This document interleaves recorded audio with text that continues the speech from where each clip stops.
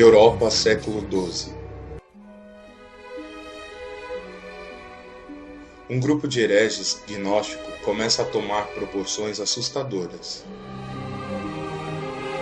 Os cátaros ameaçavam o futuro da sociedade, pois as suas práticas e atos eram absolutamente abomináveis. Eles pregavam o suicídio através de inanição. Saqueavam fazendas e igrejas. Eram totalmente contrários ao matrimônio e à procriação. E por isso matavam as mulheres grávidas, porque acreditavam que o nascimento de uma criança era verdadeiramente uma prisão para a divindade.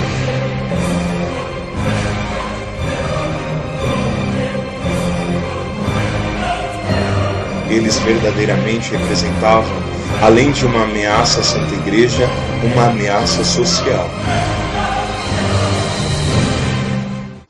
A heresia cátara se difundia fortemente por toda a Europa, notadamente pelo sul da França, onde se concentrava o maior número de adeptos.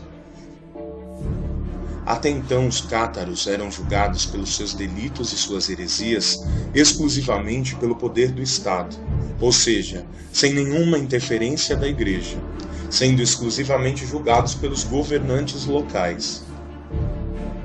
No entanto, deve-se ressaltar que esse processo estava sendo totalmente falível, pois havia inúmeros abusos por parte de alguns governantes, que acabavam por entregar os suspeitos à justiça sem nem mesmo averiguar a culpabilidade dos mesmos, ou dar-lhes qualquer chance de defesa. O que fazia do Tribunal do Estado uma via para a condenação dos inimigos. Rapidamente, alguns governantes se aproveitavam dessa situação. Então passaram a taxar os seus inimigos injustamente de hereges para tirar vantagens. Um dos maiores exemplos históricos foi o que aconteceu com Frederico II, que, desejando conquistar a Lombardia, condenou à morte, desterrou e confiscou os bens de vários habitantes da região, acusando-os de hereges. Há de se notar que no século XII, fora as condenações inconsequentes da justiça comum, o povo, ao ver, por exemplo, mulheres grávidas mortas, fazia justiça com as próprias mãos, coisa que a Igreja sempre condenou. Devido à velocidade em que a heresia se difundia, a justiça pelas próprias mãos começou a tomar maiores proporções. Foi justamente o que aconteceu em Soissons, no ano de 1120, que ao bispo demorar a entregar alguns hereges, o povo enfurecido os arrancou de sua guarda para queimá-los na fogueira. Sabendo desses inúmeros abusos, o Papa Gregório XI resolveu fundar um tribunal. Um tribunal que viria a ser difamado por séculos. O Tribunal da Inquisição.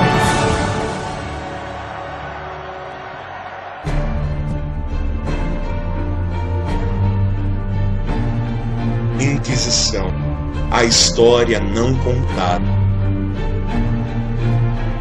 O Tribunal da Inquisição nasceu com um único objetivo: proteger as pessoas das injustiças cometidas pelo poder estatal, dando uma oportunidade aos hereges de se redimirem sem sofrer nenhum tipo de massacre. Ao fundar esse tribunal, o Papa reivindicou o direito exclusivo de julgar todas as heresias. Somente esse tribunal poderia declarar alguém como herege. O Tribunal da Inquisição não tinha como intuito matar ninguém, nem mesmo torturar. O tribunal foi criado pelo Papa, que visava primeiramente proteger o réu, ou seja, proteger o acusado de heresia, dentro de normas jurídicas e eclesiásticas. O tribunal era uma oportunidade para que o réu se defendesse antes que fosse entregue às penas aplicadas pelo Estado. A Inquisição possuía várias fases, que podem ser divididas basicamente em três, que eram: primeira fase, a cerimônia do ato de fé, onde o povo era convidado a cantar o credo. Segunda fase, o perdão, onde todo aquele que se apresentasse por cerca de 20 a 30 dias e se declarasse como difusor de catarismo e querendo redimir-se, era perdoado. Terceira fase, a inquirição. Nesta fase era totalmente proibido a tortura. A Inquisição foi o primeiro tribunal do mundo a declarar que nenhuma confissão sobre tortura era válida. O que foi uma revolução, pois naquele tempo todos os tribunais existentes usavam tortura, pois não existiam métodos modernos de investigação.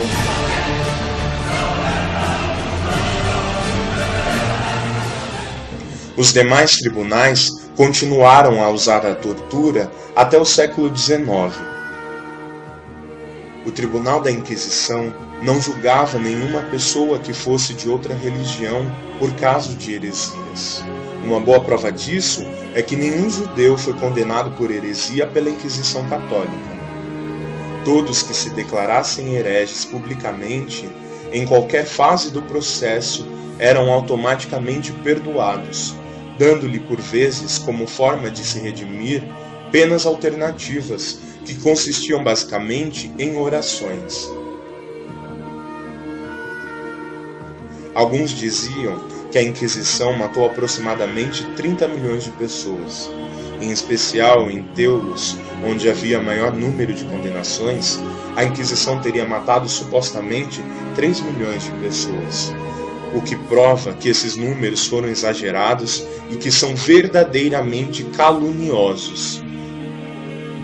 Teulos, durante a Idade Média, não possuía nem mesmo 300 mil pessoas.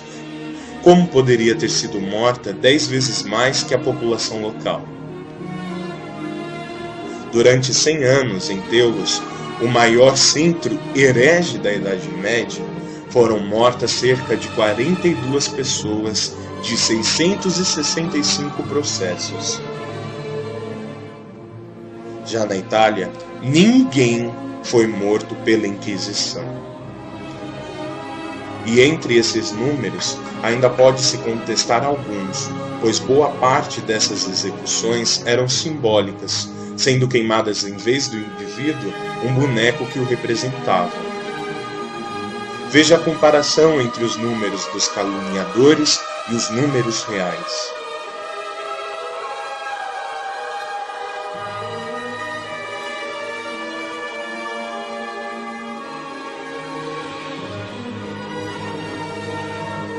Fica clara uma manipulação grosseira dos dados para incriminar a Santa Igreja.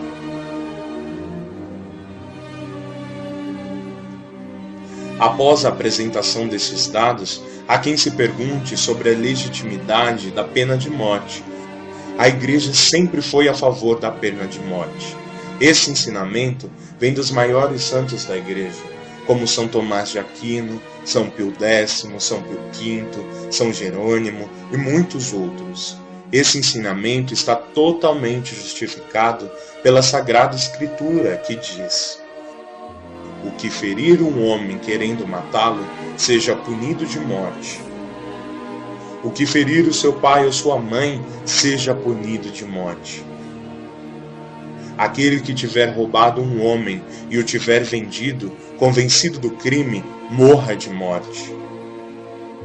São Paulo nos relata que a pena de morte é legítima. Paulo, porém, disse: estou diante do tribunal de César, é lá que devo ser julgado. Nenhum mal fiz aos judeus, como tu sabes muito bem. E se lhe fiz algum mal ou coisa digna de morte, não recuso morrer. Não sem razão leva a espada, é ministro de Deus, punidor irado de quem faz o mal. As penas aplicadas pela Inquisição verdadeiramente consistiam em sua grande maioria em penas leves, que eram basicamente rezar uma Ave Maria, visitar um santuário, rezar uma novena, assistir uma missa. Dependendo do caso, poderia ser decretada inclusive uma prisão, ou em casos extremos, a condenação à morte, o que era algo evitado por motivos óbvios, justamente porque durante o processo tentava-se convencer o indivíduo de que ele estava errado e que ele se convertesse. Logo, queimá-lo era um atestado de fracasso e uma propaganda em forma de martírio para os hereges. Vejamos o que diz Michel de Roquebert, autor esse que defende os cátaros. A Inquisição de Languedoc queimara infinitamente menos pessoas em um século que Simão de Montfort e seus cruzados entre julho de 1210 e maio de 1211. Será preciso relembrar, com efeito, que a vocação da Inquisição era então converter e não queimar, e que a fogueira, mesmo se ninguém ousasse dizê-lo, era uma confissão de fracasso? De modo geral, quem mais sofreu com a Inquisição foi em maioria o próprio clero, por trair a fé e ajudar na propagação de novas doutrinas. Alguns usam as palavras de João Paulo II para dizer que a Igreja pediu perdão pelos pecados que cometeu, o que é materialmente falso, pois João Paulo II somente pediu perdão pelos erros dos filhos da Igreja, o que acabou sendo distorcido. Por justiça, devemos ressaltar que a Inquisição também deu sentenças erradas, assim como qualquer outro tribunal, medieval ou moderno. A Inquisição jamais consistiu em processos dogmáticos, mas simplesmente jurídicos. Entre os processos errados, destaca-se o caso de Santa Joana d'Arc, que não teve seus direitos respeitados, pois foi negada a sua apelação ao Papa, e em 1456 foi finalmente considerada inocente pelo Papa Calixto III e canonizada em 1920, provando que a Igreja nunca quis esconder absolutamente nada da Inquisição. A Inquisição foi um tribunal à frente do seu tempo, que foi exagerado e caluniado para atribuir à Igreja a culpa de injustiças cometidas no mesmo.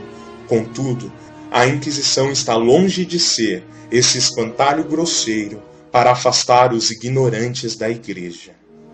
Assista também Anima Christi, Maria Santíssima, Espelho da Perfeição Divina. Qual é a verdadeira Igreja? Padres católicos e a pedofilia.